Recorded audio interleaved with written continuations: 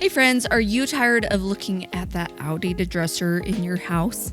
In this video, I'll be showing you how I transformed an old, boring dresser into a chic, trendy addition to any home.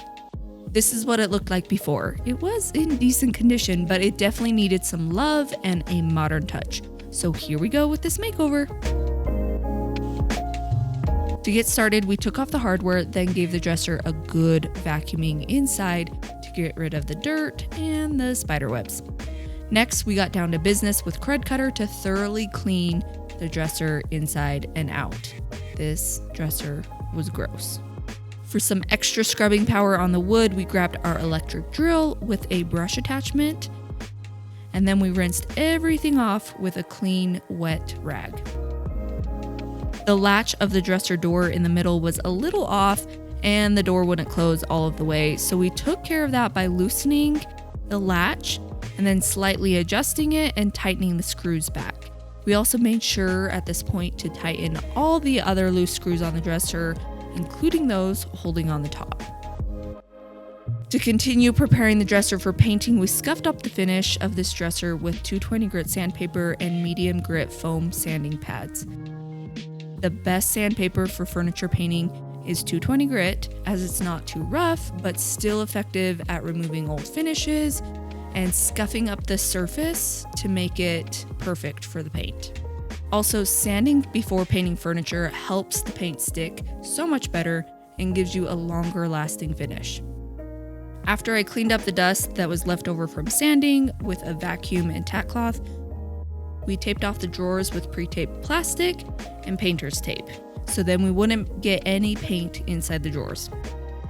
When it comes to painting furniture with enamel paint, a common question is whether or not primer is needed. And yes, a primer is definitely needed under this paint to help with an even coverage and to help the paint stick. For this project, we went ahead and primed the dresser with black Aqualock primer using our trusty Wagner Flexio 5000 paint sprayer.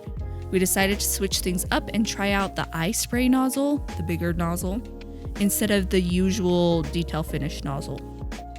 After thinning the primer with about 15% water, we sprayed it on and were pretty impressed with how smooth the spraying was and how little texture there was in the finish.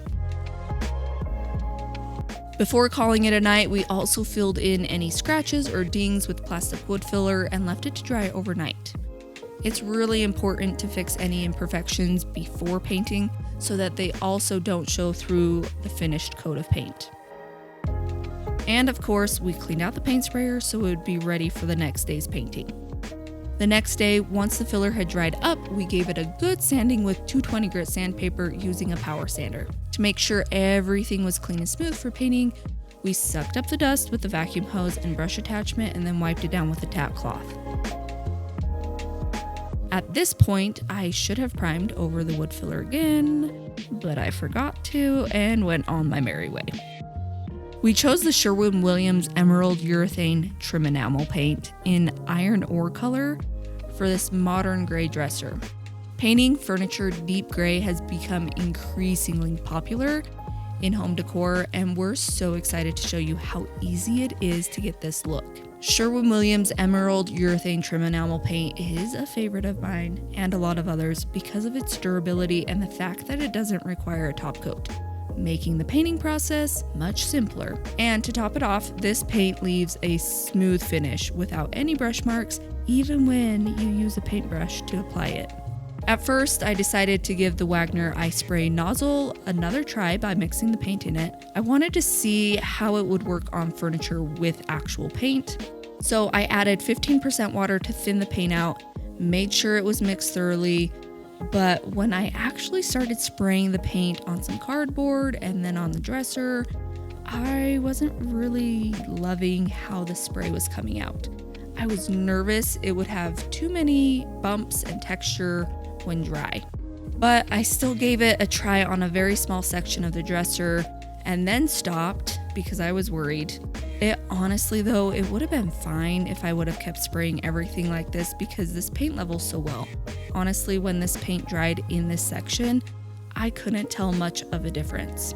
But for the rest of the dresser, I did spray it in the detail finish nozzle just because that's what I'm used to, and that nozzle is made for furniture.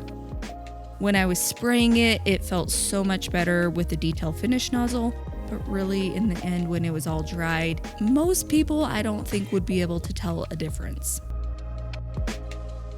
Unfortunately, when the paint was dry on the top of the dresser, we could still see where the wood filler had filled in the scratches.